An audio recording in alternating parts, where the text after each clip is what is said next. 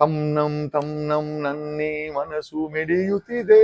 ಇವತ್ತು ಆ ಹಾಡು ಕೇಳಿದ್ರೆ ನೋಡ್ಬೇಕು ಅನಿಸ್ತದೆ. ಒಬ್ಬ ಪುಡಾರಿ ಇದ್ದಾನೆ ನಮ್ಮ ಕರ್ನಾಟಕದಲ್ಲಿ, ಅವನು ಮುತಾಲಿಕ್ ಅಂತ, ಮನೆಹಾಳ ಬ್ರಾಹ್ಮಣ.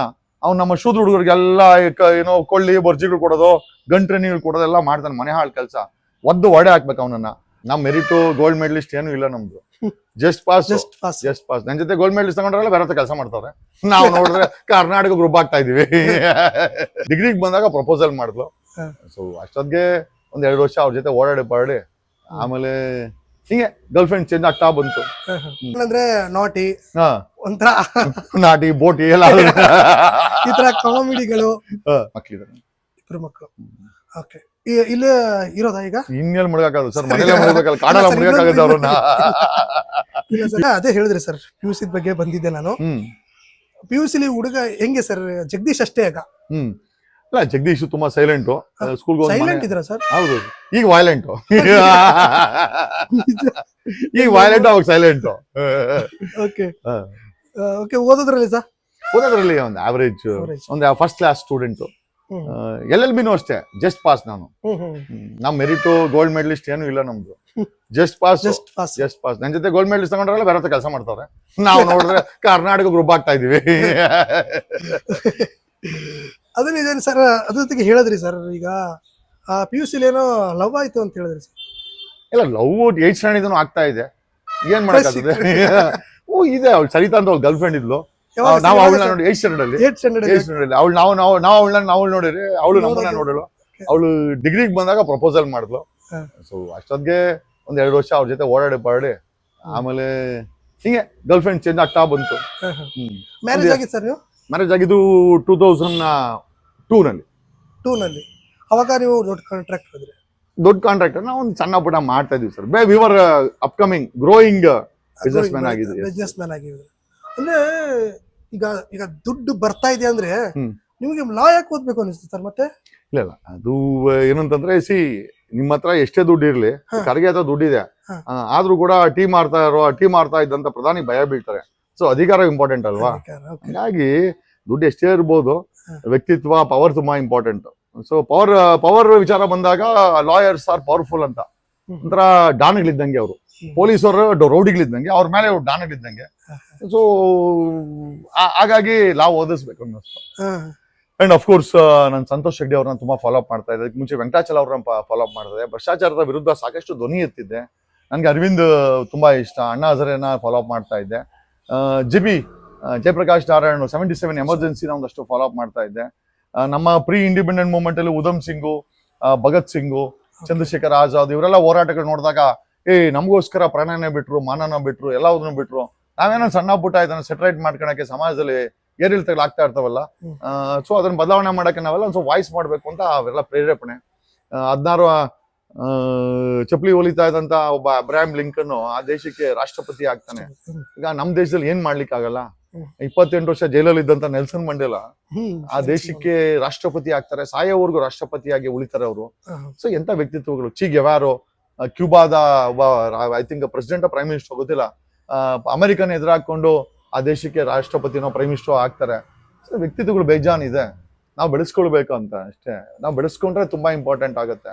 ಈಗ ನಾವು ಹೊರಗಡೆ ಹೋದಾಗ ಈ ನಮ್ಮ 16 ಪ್ರೈಮ್ ಮಿನಿಸ್ಟರ್ಗಳು ಬರ್ತಾರೆ ಹೋಗ್ತಾರೆ, 16 ಹೋಮ್ ಮಿನಿಸ್ಟರ್ಗಳು ಬರ್ತಾರೆ ಹೋಗ್ತಾರೆ.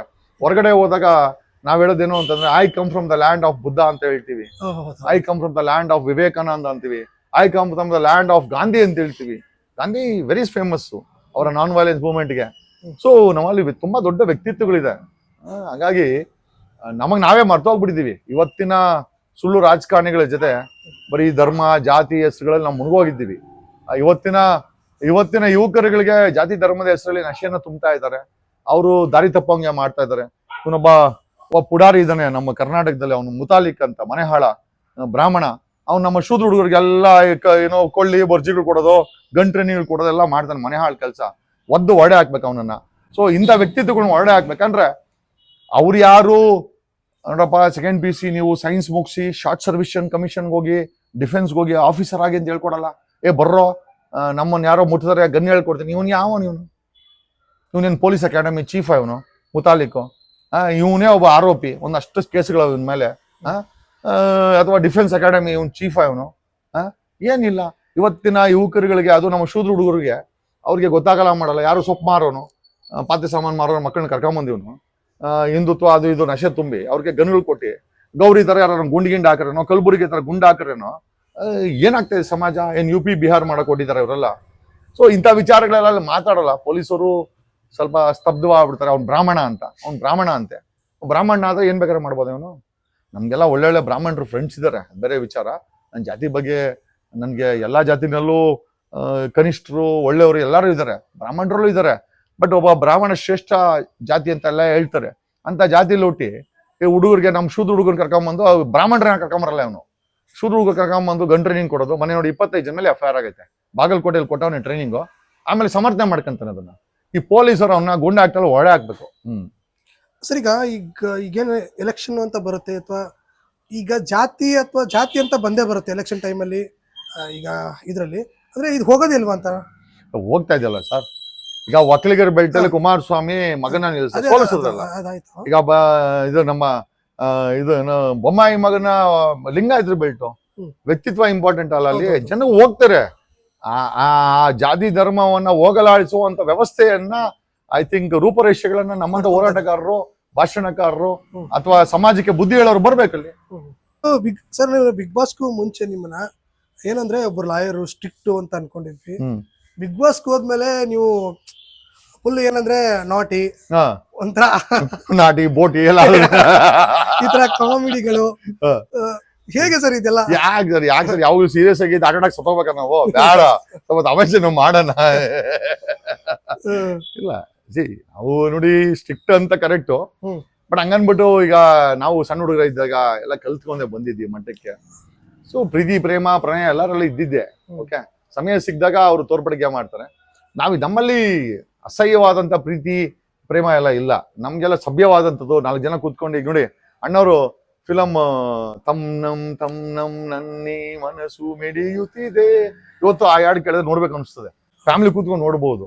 ಸೊ ಪ್ರೀತಿ, ಪ್ರೇಮ, ಪ್ರಣಯ ಏನಿದೆ ಅದೆಲ್ಲ ಫ್ಯಾಮಿಲಿ ಕೂತ್ಕೊಂಡು ನೋಡೋ ಅಂತ ಒಂದು ಐ ಥಿಂಕ್ ವೇಸ್ ನ ರೆಪ್ರೆಸೆಂಟ್ ಮಾಡ್ಬೇಕು.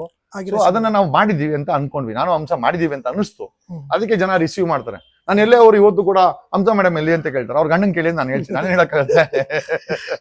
ಓಕೆ ಸರ್, ಅವಾಗ ಒಂಥರ ಸರ್ ಅವ್ರಿಗೆ ನೀವು ಗೊತ್ತಿಲ್ಲ, ಅದು ಇನ್ನೂ ಹೋಗಿದ್ರೆ ತುಂಬಾ ಚೆನ್ನಾಗಿರ್ತಿತ್ತು ಅಂತ ನಾವು ಎಲ್ಲರೂ ಆಶಿಸ್ತಾ ಇದ್ವಿ.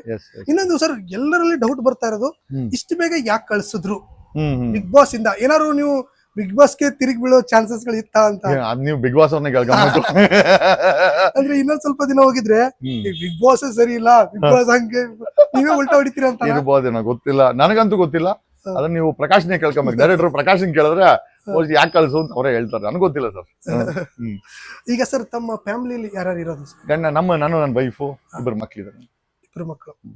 ಓಕೆ, ಇಲ್ಲೇ ಇರೋದಾ ಈಗ? ಇನ್ನೆಲ್ಲಿ ಮುಳುಗಾಕದು ಸರ್, ಮನೇಲೆ ಮುಳುಗಬೇಕಲ್ಲ, ಕಾಡಲ್ಲ ಮುಳುಗಾಕಾಗತ್ತೆ ಅವ್ರನ್ನ. ನೀವ್ ಹೆಂಗ್ ಹೇಳ್ತಾ ಇದ್ರೆ ಅಂದ್ರೆ ನಾನೆಲ್ಲರೂ ರಚಿತರ ಮಾತ್ರ ಬಿಟ್ಟಿದೀನಿ ಅಂತ ಕೇಳ್ತಾ ಇದೀನಿ ಈಗ. ಇಲ್ಲ, ದೊಡ್ಡವರೆಲ್ಲ 2-3 ಮನೆಗಳಿಟ್ಟು ಆ ಮನೆ ಈ ಮನೆ ಅಂತ ಇರ್ತಾರಲ್ಲ. ಇರ್ಲಿ ಸರ್, ಅದು ಕುಮಾರಸ್ವಾಮಿ ತರ, ನಾವು ಕುಮಾರಸ್ವಾಮಿ ತರ ಅಲ್ಲ ಸರ್. ಸಂತೋಷ್ ಹೆಗ್ಡೆ ಹೇಳ್ತಾರೆ, ನನ್ಗೆ ಇರೋದು ಒಂದೇ ಹೆಂಡತಿ, ನನ್ಗೆ ಇರೋದು ಒಂದೇ ಮನೆ ಅಂತ. ಕುಮಾರಸ್ವಾಮಿ ಕೇಳ್ಬೇಕು, ನಾವು ಕುಮಾರಸ್ವಾಮಿ ತರ ಅಲ್ಲ ಸರ್.